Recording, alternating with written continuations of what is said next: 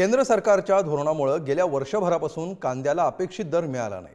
आता कुठेतरी कांद्याला बाजार समितीमध्ये उत्पादन खर्चाच्या आसपास दर मिळायला सुरुवात झाली आहे। मात्र देशामध्ये मुबलक कांदा असताना सुद्धा अफगाणिस्तानमधून कांदा आयात करण्यात आलाय। यामुळे शेतकरी चांगलेच आक्रमक झालेत। कांदा आयातीवर बंदी घालण्याची मागणी आता जोर धरते।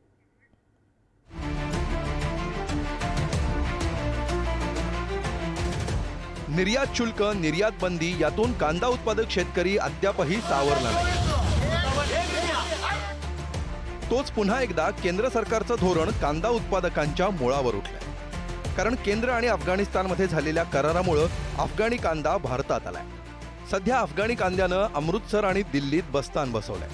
लवकरच हा कांदा इतर बाजारपेठा काबीज करण्याची शक्यता नाकारता येत नाही। परिणामी महाराष्ट्रातील कांद्याच्या दरात घसरण होण्याची शक्यता वर्तवली जाते। अफगाणिस्तानमधील 200 टन कांदा दिल्लीसह अमृतसरमध्ये दाखल झालाय। सध्या भारतात कांद्याचे दर 40 ते 50 रुपये किलो आहेत। अफगाणिस्तानचा कांदा 28 ते 30 रुपये किलो दराने मिळतोय। अफगाणी कांद्याचा दर कमी असल्यामुळे आणखी आयात वाढू शकते। त्याच्यामुळे आता शेतकऱ्यांना भीती वाटायला लागली की आपल्या कांद्याला भाव मिळेल की नाही, भाव टिकेल की नाही। त्याच्यामुळे शेतकरी आता सैरवैर झालेले आहे। सुरुवातीला निर्यात शुल्क लावलं होतं कांद्याला शेतकऱ्यांच्या, परंतु आता कुठेतरी भाव मिळायला सुरुवात झाली आणि त्याच्यात शासनाचा 100% हस्तक्षेप दिसतो। जे कांदा आयात करतोय अफगाणिस्तान पाकिस्तान मार्गे, तर ते चुकीचं आहे। सलग 3 सीझन कांदा उत्पादक शेतकरी नुकसान सहन करतायत। त्यातच केंद्राच्या निर्यात धोरणासह अटी आणि शर्थींमुळे वर्षभर कांद्याला अपेक्षित दर मिळाला नाही। त्यामुळेच राज्यातल्या कांदा उत्पादक शेतकऱ्यांमध्ये भाजप विरोधात प्रचंड रोष बघायला मिळाला। लोकसभा निवडणुकीत उत्तर महाराष्ट्रातील कांदा उत्पादक शेतकऱ्यांनी आपली नाराजी मतदानातून व्यक्त करत भाजपला झटका दिला।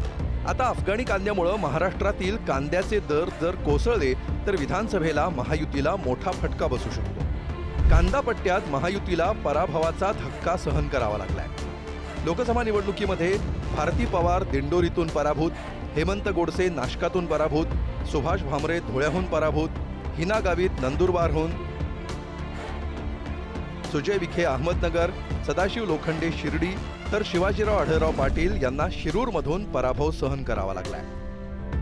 कुठल्याही प्रकारे जर कांदा परदेशातून आयात झाला आणि येथील स्थानिक शेतकऱ्यांच्या कांद्याचे दर पडले तर या संपूर्ण राज्यामध्ये रास्ता रोको, रेल रोको सारखे तीव्र स्वरूपाचे आंदोलन महाराष्ट्रातील शेतकऱ्यांकडून केली जाईल याची दखल सरकारने घ्यायची आहे।